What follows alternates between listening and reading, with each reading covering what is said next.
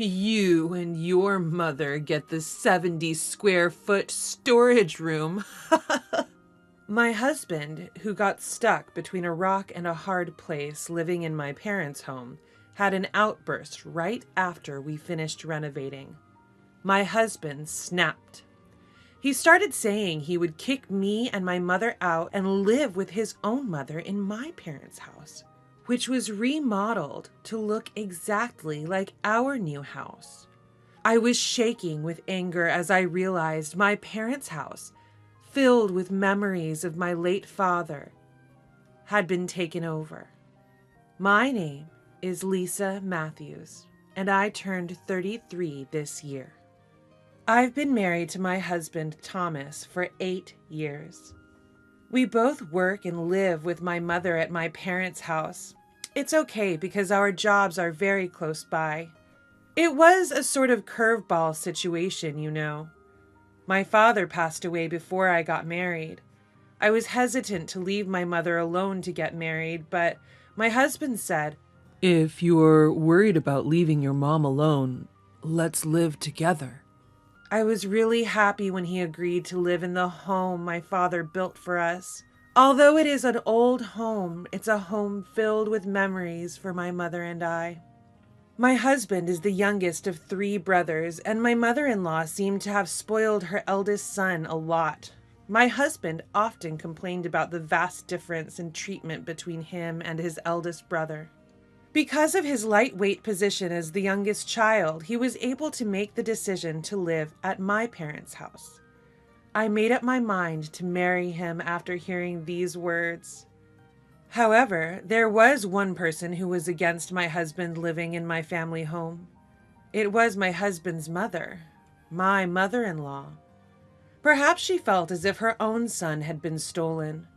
The eldest son and his wife live in my husband's family home, so it would be difficult for us to live there, even if we wanted to. As we were saving for our own home, I convinced my mother-in-law that it would be best for us to start our married life at my parents' house without paying rent. Although I had heard that my mother-in-law had always favored her eldest son, she suddenly started to show concern for my husband around this time. I didn't think we'd have this much trouble over my husband moving out of his family home, but our relationship with my mother-in-law remained strained after our marriage because of this issue. Lately, my husband has become very concerned about his mother. It might be because she suddenly started to treat him with affection after our engagement was decided. Maybe he's happy to get attention from his mother, but my husband has started to prioritize her over everything. Above all, he also starts to get furious if I don't think of my mother-in-law first. I've never neglected my mother-in-law, and I've been trying to be nice to her. However, according to my husband, I am treating my own biological mother better than my mother-in-law. Of course, we don't talk about such things in front of my mother. When we were alone together, it had become a habit for him to whine and complain. Because my husband keeps telling me to pay more attention to my mother-in-law, I try to visit her house frequently, even though I always bring her favorite gifts and make sure to let her know before I go. She is often not at home.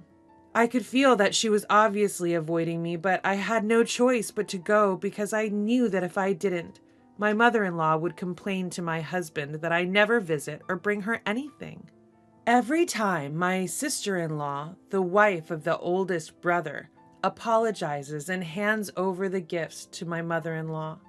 She also seemed to be receiving a lot of criticism from our mother-in-law, and she said, "It's tough on both of us.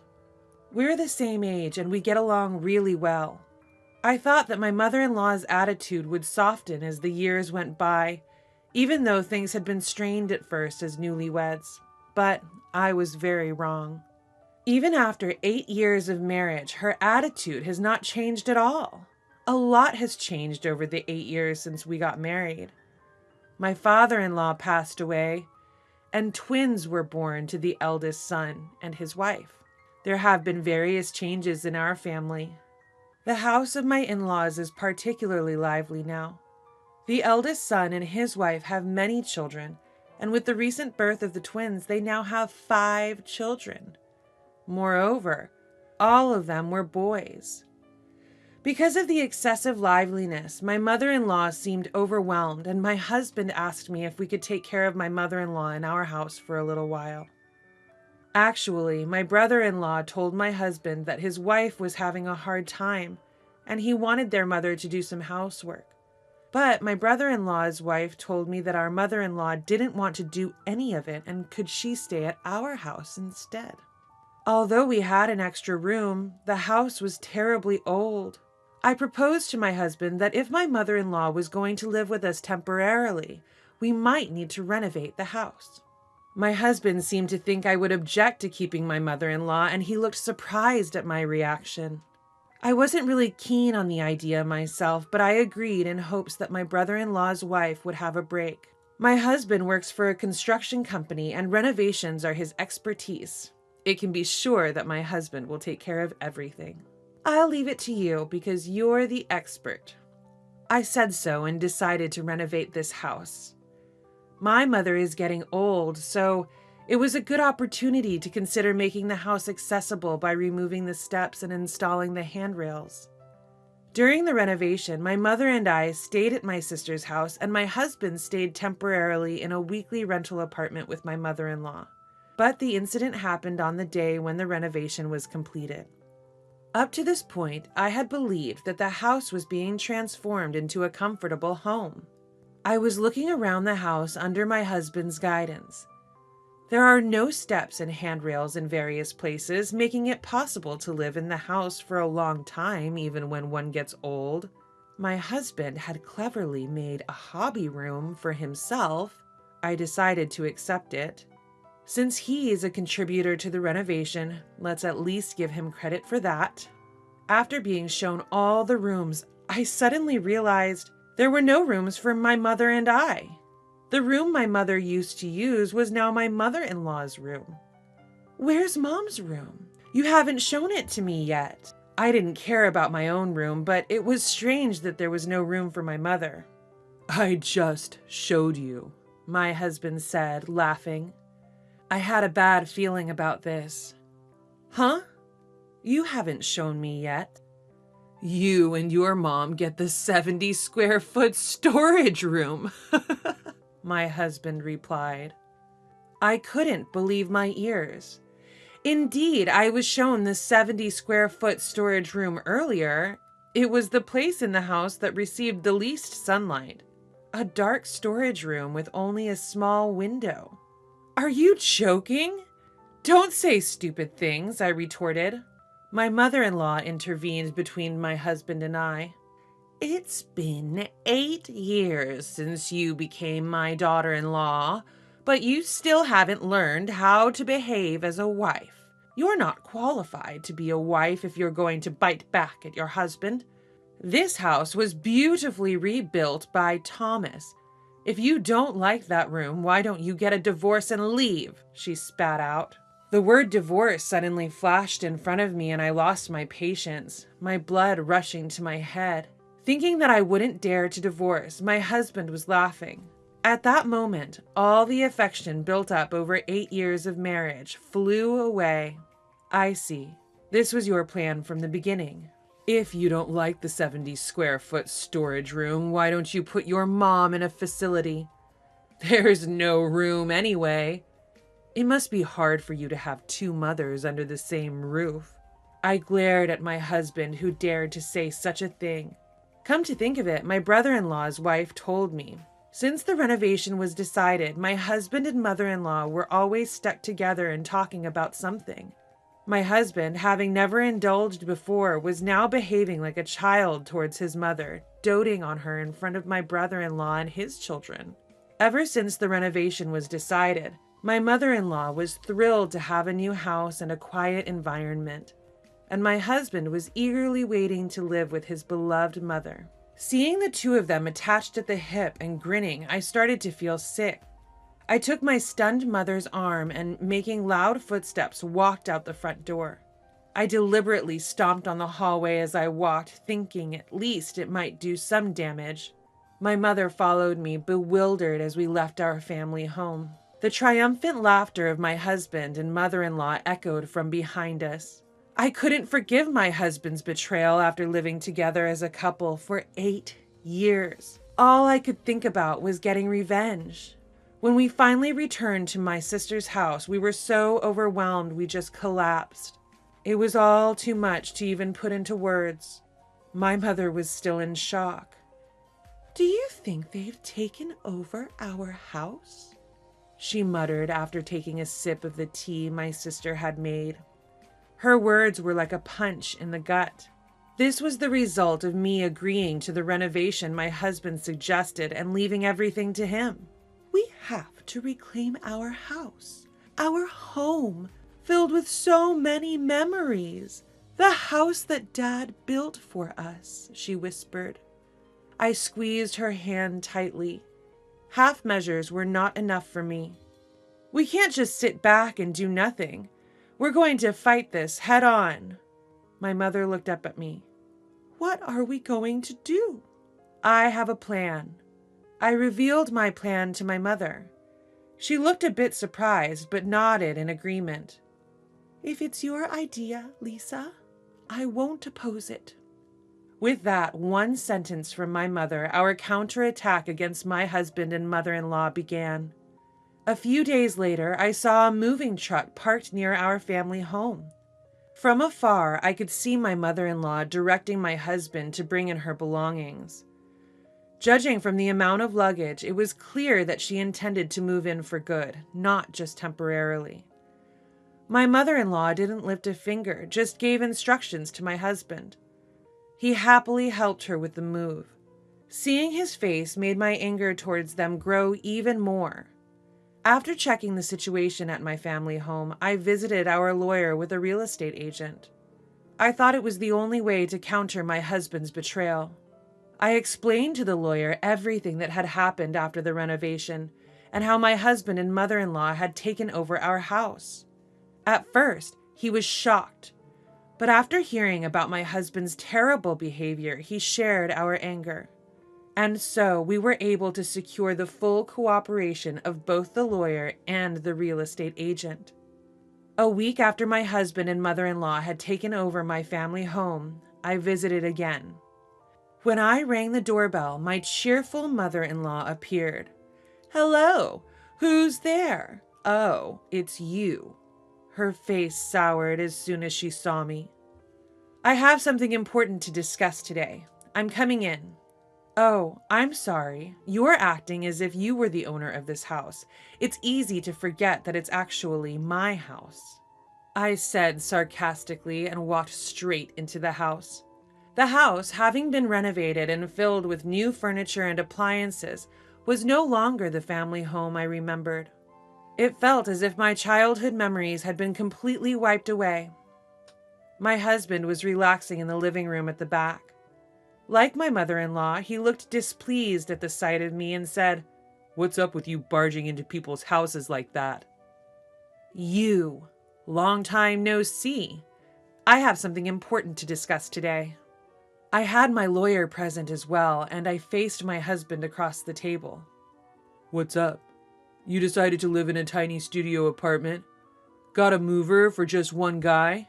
Not much stuff you can fit in a studio apartment, huh?" He mocked.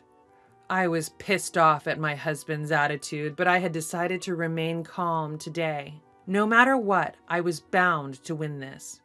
There was no need to rush anything. Before jumping to conclusions, there's something I want to ask you. Why had he renovated my family home into such a state and driven us out?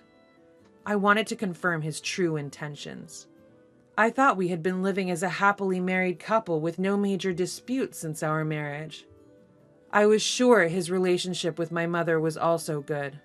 I don't understand why my husband's attitude changed so drastically. Even if he was instigated by my mother-in-law, what he did was too bold. At my question, my husband let out a big sigh as if it were troublesome. Then he showed a sneering smile again. "I got tired of it all. Living like a dutiful husband, being considerate to you and your mother. I've been patient for a long time. I want to live with my mother. I don't need anything else. I was taken aback at my husband, who half shouted. I was speechless at the realization that he was just a mama's boy. Unable to say anything, I listened to my husband start to spill all the frustrations he had been holding back. He was frustrated that he couldn't live with his mother and embarrassed that as a man he was living in his wife's house. It felt like I had been deceived. He endured it all on his own, got angry on his own, and even plotted to take over my family home. I began to suspect he might be a psychopath. If you have that much dissatisfaction, you should have just told me. How can I possibly express dissatisfaction? I'm a man. You should understand. Even his final assertion was utterly ridiculous. My mother-in-law was teary-eyed as she listened to my husband's argument. I thought that this was the result of her nurturing her eldest son with excessive affection, but it didn't seem like she thought so. She just seemed to pity her son, who adored her. Being subjected to this cheap soap opera, I sighed heavily, unable to bear the ridiculousness. It seemed that my husband was offended by my attitude and raised his voice. What's with that attitude? You should be grateful that I even prepared a small studio room for you. I could have taken away your room too. With his face turned red, my husband looked like a tantrum-throwing child. That's right. Keep a room for a useless daughter-in-law. What a kind son you are. I'm happy to be praised by you. To quickly end this farce, I presented my husband with the divorce papers. Of course, already signed by me.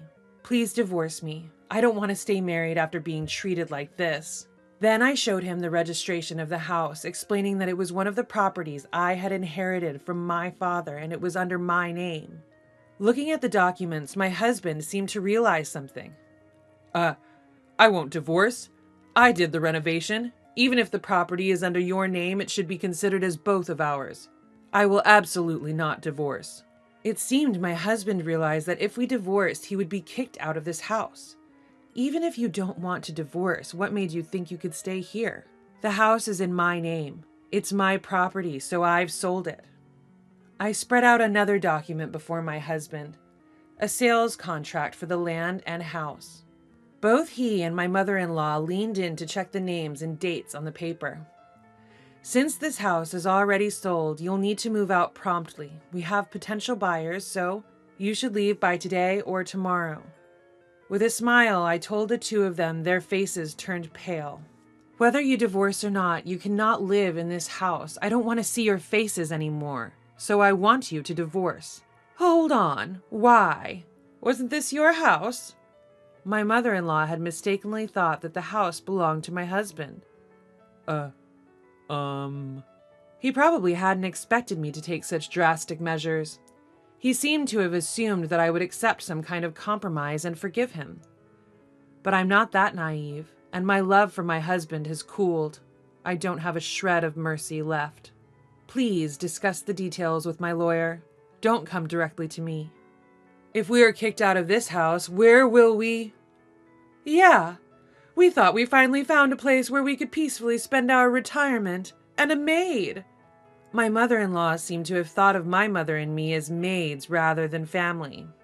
Feeling it wasn't good for my mental health to talk to these people anymore, I suggested, why don't you go back to your family home and live with your eldest son and his wife? Oh, but since you made such a fuss about leaving, your older brother might be angry and not let you in. Leaving those words behind, I quickly left my family home. My family home filled with so many memories. I hesitated to sell it. But after being so disrespected, I couldn't back down. The truth is, my childhood home had already drastically changed. I don't think my decision was wrong. 3 days later, my husband and mother-in-law hastily left my family home. I didn't want to keep the house after it had been remodeled so recklessly, so I had it demolished and put the land up for sale. Looking at the empty plot where nothing was left, I felt a mix of emptiness, relief, and a complicated array of other emotions. After that, my husband and mother-in-law moved back to their family home for a while, seemingly treated as nuisances by my older brother and his wife. My husband, who had been reluctant to divorce until the end, seemed to have realized my feelings had completely cooled when I left all negotiations to my lawyer. My lawyer said he signed the divorce papers while crying at the end. Eventually, my husband seemed to be despairing of his mother, who had started to flatter my older brother more than him. Just when he thought he had finally become his mother's number one, it turned out to be a short-lived victory. It seems that my mother-in-law was ultimately disowned by my older brother and his wife. My husband and mother-in-law started living together in a small apartment near their workplace. My husband, who had never really lived alone, seemed to be struggling, and my mother-in-law, despite complaining about her son's low earnings, had to do all the housework again, complaining every day. My husband contacts me almost every week, asking for reconciliation because living with my mother-in-law is too hard, but I ignore all his messages. Even after everything that happened, my husband, who still thinks we can reconcile, is really a fool. I have no intention of remarrying, and I've built a small new house on the small plot of land left by my father, where I live with my mother. It's a small, single-story house because it's just the two of us, but it's filled with things that my mother and I love. I'm still working, so I have no financial worries. My mother, who was shocked by the loss of our old home, is gradually regaining her energy.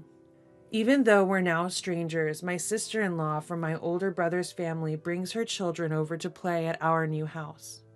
She treats us the same after the divorce, and I'm truly grateful. Our new life with my mother has just begun. My mother and I laughed, promising to enjoy whatever comes next.